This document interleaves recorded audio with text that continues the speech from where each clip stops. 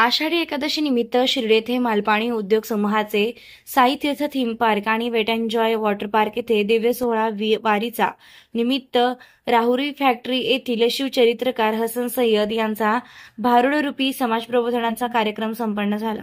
ज्या कणखर आणि रांगड्या महाराष्ट्रानं अनेक संत महंतांचे परखड आणि तिखट भाषेतून समाज प्रबोधन केलं, ज्यांच्या संत साहित्य गाथा कीर्तन भारुड यातून समाज जागृतीचे कार्य घडलं, असे थोर संत ज्ञानोबा माऊली, संत तुकोबा राय, संत गाडगे महाराज, संत तुकडोजी महाराज, संत एकनाथ महाराजांचा अध्यात्म म्हणजे संस्कार आणि संस्कृती होय, हे संस्कार म्हणजे समता, बंधुता, एकता होय, असं प्रतिपादन शिवचरित्रकार हसन सय्यद यांनी केलं आहे।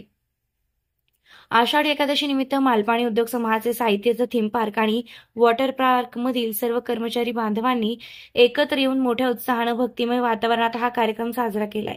या अभूतपूर्व आयोजनात विठुरायाची वारू, टाळ, मृदुंग, पखवाजाच्या तालात भारुड, भजन, पावली, फुगडी म्हणजे अगदी नयनी पारणे फिटावे असं नेत्रदीपक सोहळा पार पडलाय।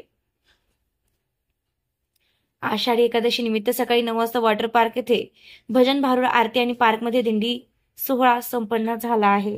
तर भारुड सादरीकरणात शिवचरित्रकार हसन सय्यद यांना निखिल कराळे यांची साथ लाभली। कार्यक्रमाचं सूत्रसंचालन निखिल कराळे यांनी केलंय।